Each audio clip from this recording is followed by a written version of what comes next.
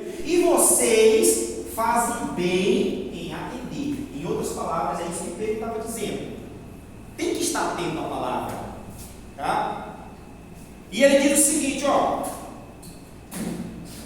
Estejam atentos como uma luz que alumia em lugar escuro, até que o dia esclareça e a estrela da alva apareça em vosso coração. Irmãos, quando, aí novamente, volta eu no meu passado, quando eu aceitei Jesus, aí a gente ia para uns lugares que não tinha, fazia obra em lugares que não tinha energia, né? Tinha um irmão, Antônio Machado, era uma onda, todo mundo gostava, ele tocava sanfona,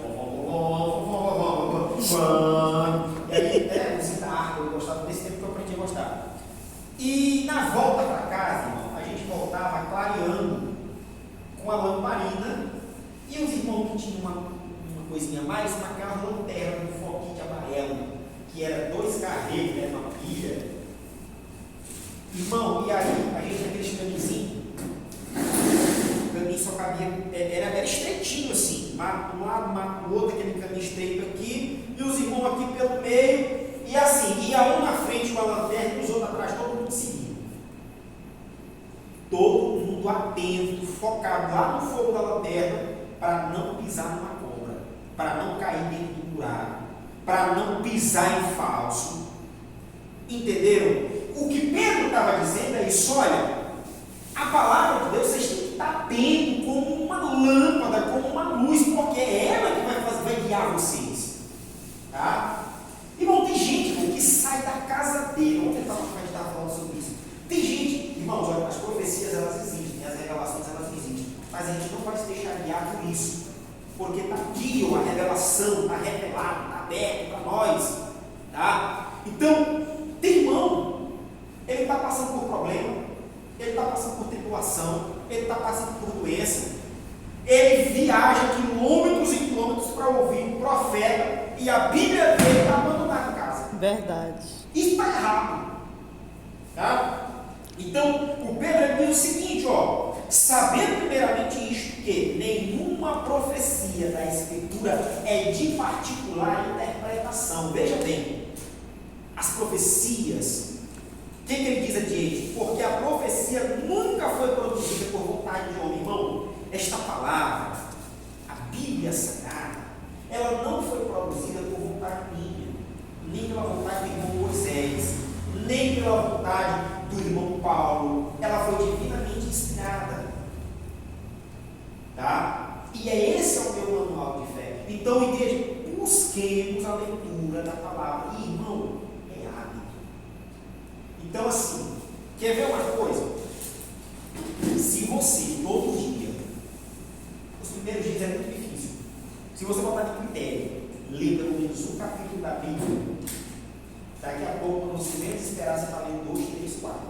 Porque uma história emenda na outra que eu não sei, assim, hoje em dia, né, várias histórias que eu leio, eu já entendo.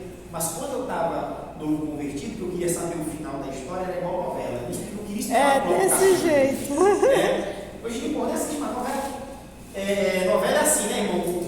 Ele já faz aquela novela, já deixando a expectativa que é para puxar o cara para o próximo capítulo. No outro dia, o cara quer saber como é que terminou a história. Com a Bíblia, não vou dizer que é a mesma coisa, tá? Porque a gente está comparando mal. Mas assim, o versículo terminou aqui no capítulo, mas a história não terminou e você quer saber como é que continua. E eu fiz muito isso. Quando eu me deparava, eu tinha lido 10 capítulos, passava a manhã lendo. Tá? Então, Pedro ele fala isso, olha, os homens santos de Deus falaram que inspiraram pelo Espírito Santo. Então, irmãos, se ela foi o Espírito Santo mente, não. Ele faz a obra pela metade? Não. Se ele não faz a obra pela metade, não mente, a Bíblia é ou não é o nosso manual de fé? É sim, com certeza. Então, igreja do Senhor, quando os irmãos ouvirem alguém escrevendo a Bíblia, fiquem atentos. Existem homens muito estudiosos que vêm com argumentos, sabe, miraculantes, para descredibilizar a palavra. E isso eu acho muito bonito. Querendo fazer com que as pessoas não deem ouvidos à palavra. Eu vou dizer mais uma coisa a vocês. Quem tem uma Bíblia, compre uma Bíblia.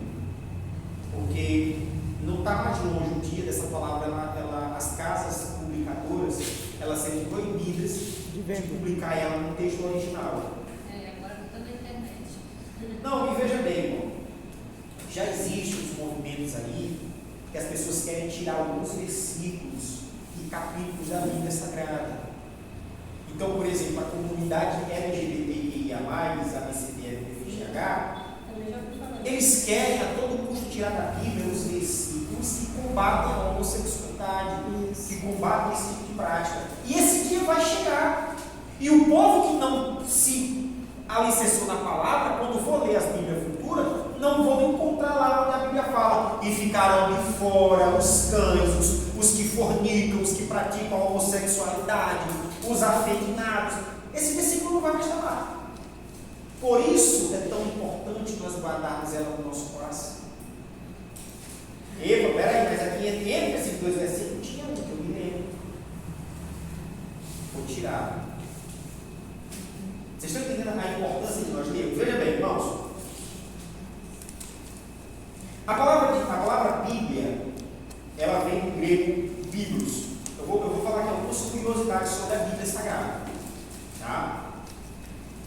A palavra Bíblia vem do grego biblos, que significa livros no plural, ou, em outra tradução, uma coleção de pequenos livros. Realmente a Bíblia ela é uma pequena biblioteca. Tá? Ela é uma pequena biblioteca.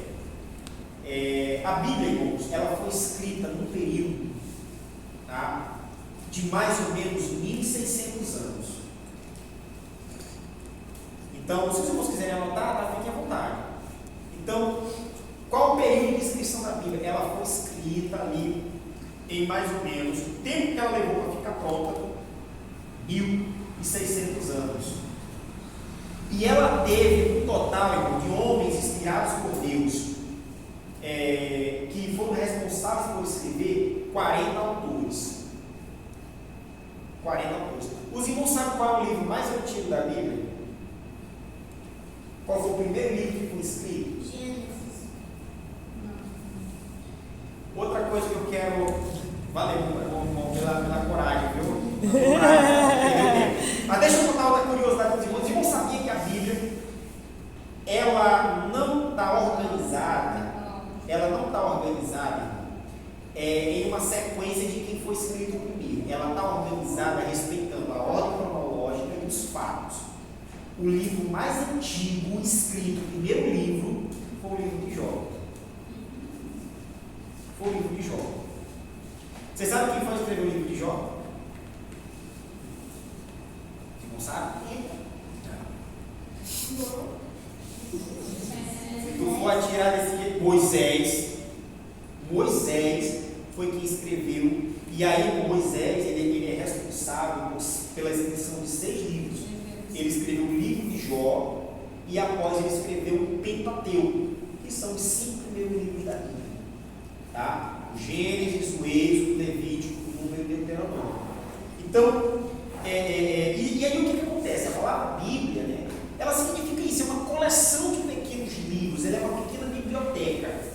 Tá? E hoje ela foi organizada, foi montada, e hoje nós temos esse livro completo, mas realmente ele não é um livro só.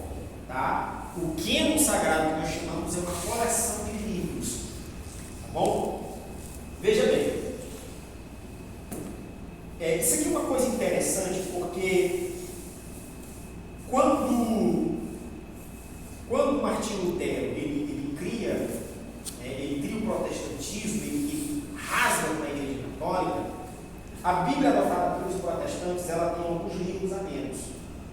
Então, até hoje, a Bíblia Católica ela tem livros a mais que a Bíblia que nós utilizamos. A nossa Bíblia ela tem 66 livros, enquanto que a Bíblia Católica tem 73.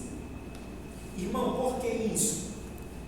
Irmão, esses livros a mais que existem na Bíblia Católica, eles são de autoria duvidosa.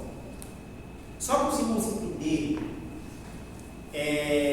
quando começou a se escrever as histórias do Antigo e Novo Testamento, quando começou a se escrever o cânon sagrado, muitas pessoas acharam que, enfim, começaram a documentar e começaram a escrever. Irmãos, com isso surgiram uma infinidade de livros. Para vocês terem uma ideia, cerca de 113 livros que não estão na Bíblia, mas que têm conteúdo ou bíblico, ou extra-bíblico, ou coisas que se assemelham.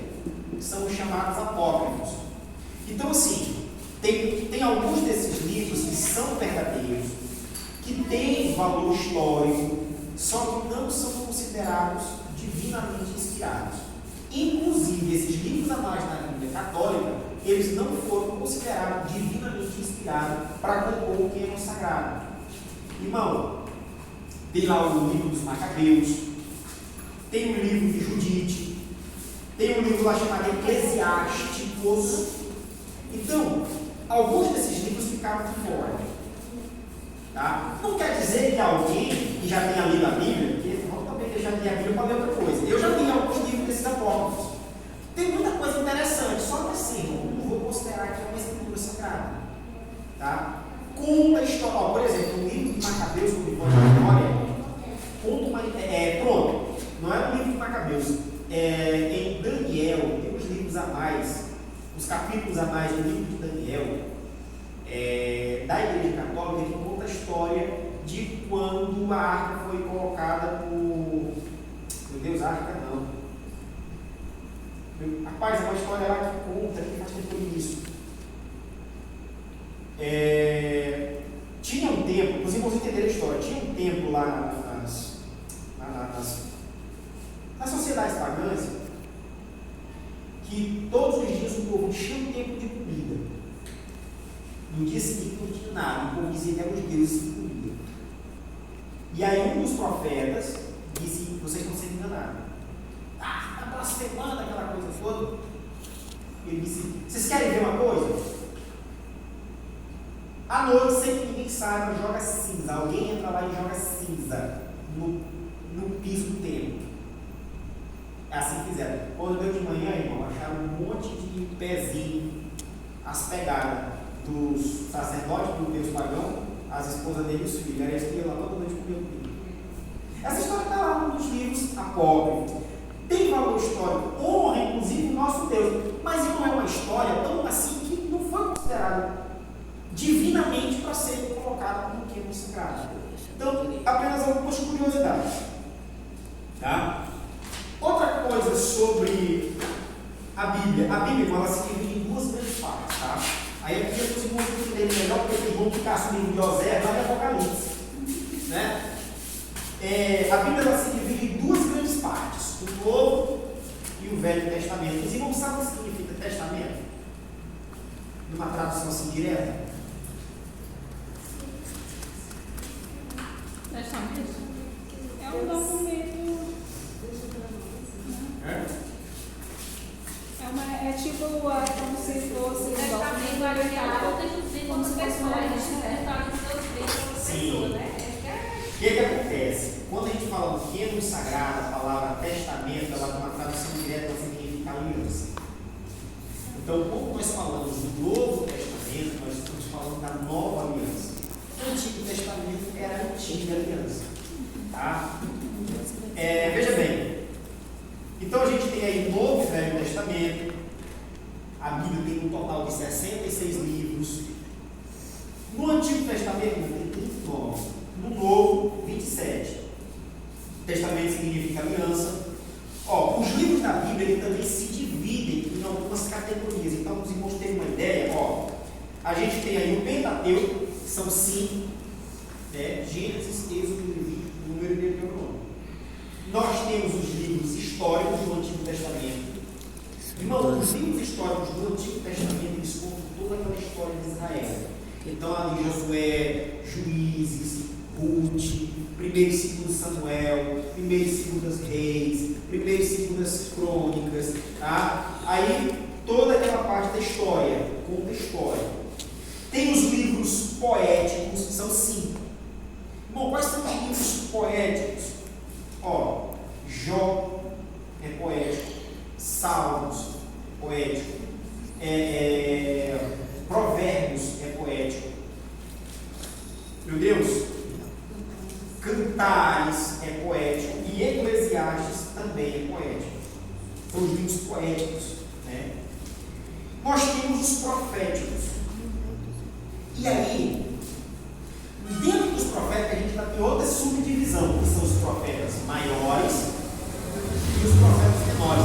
Irmão, por que tem isso? É porque alguém é mais importante que o outro? Não, irmãos. Tão somente pela questão de que teve profetas que escreveu muito. Por exemplo do profeta maior: Isaías, Jeremias, Ezequiel, tá? São exemplos de profetas maiores.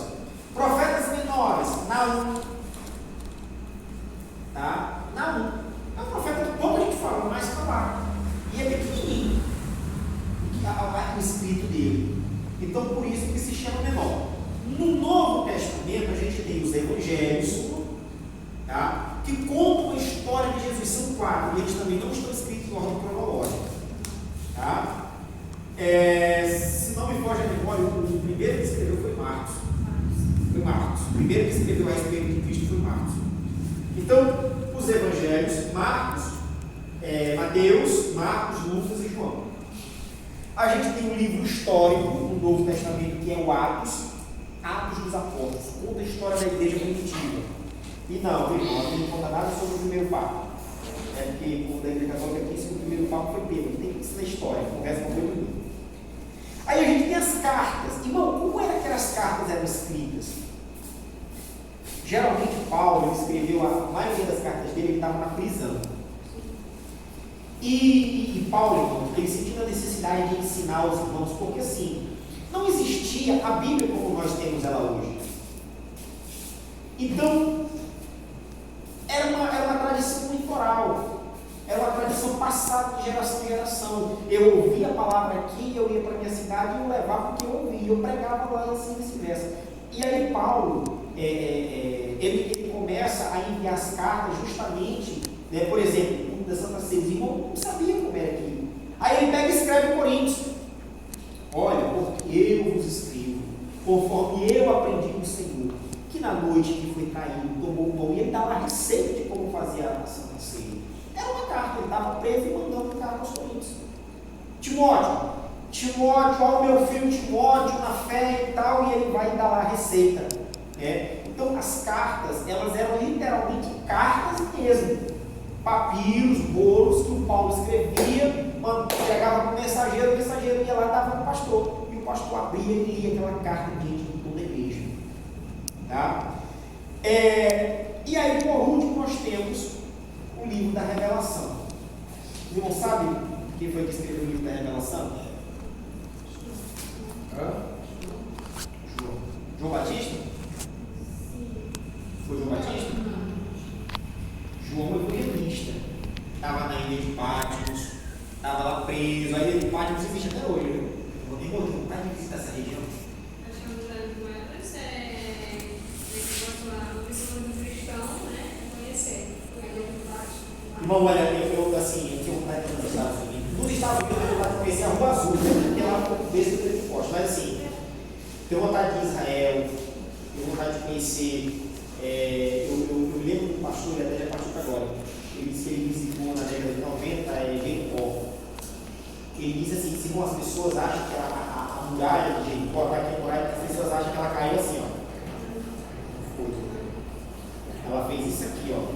Aqui, e ela literalmente ela fugou aqui, ó. E ele disse que ele presenciou, né? Está lá no Oriente Médio, para quem quiser ver as muralhas de Jericó. Ele chega assim em cima e ele vê aquelas muralhas fundadas lá embaixo. E uma delas é uma visão muito bonita. Tá? Então, meus irmãos, por último, não menos importante, abra a sua Bíblia, livro de Salmos 119, versículo 111.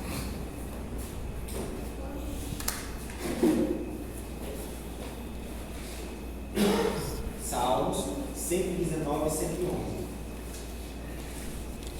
Salmo está lá no meio da Bíblia.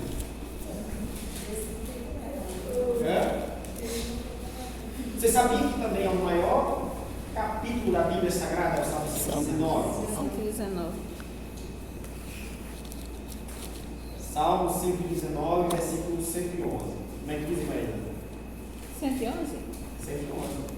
119, versículo 111. Bem que essa está bem aqui.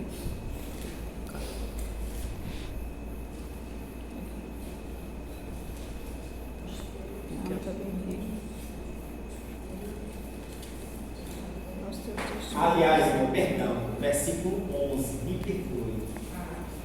119, versículo 11. Eu estou olhando aqui porque eu vi meio de um aqui, aí.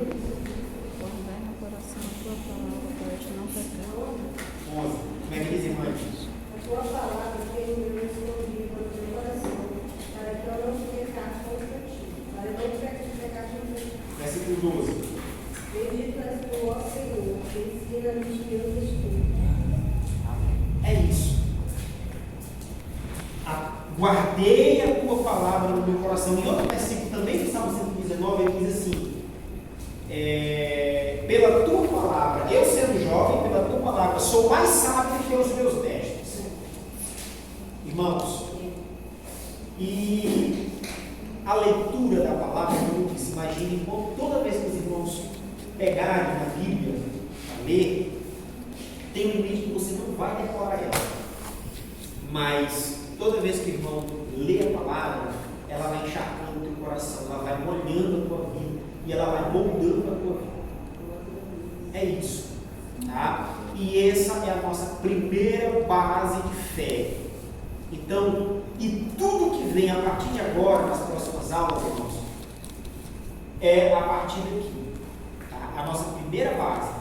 Cremos na inspiração divina e plena da Bíblia Sagrada. A única regra de fé e prática, tá, para a vida e o caráter cristão.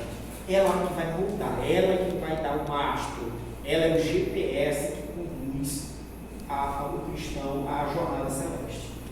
Amém? Amém. Está aberto para dúvidas e questionamentos. Os irmãos que quiserem, que tenham alguma dúvida a respeito de um outro assunto, não precisa necessariamente ser sobre o que a gente tratou hoje. Se alguém tiver, pode ficar à vontade.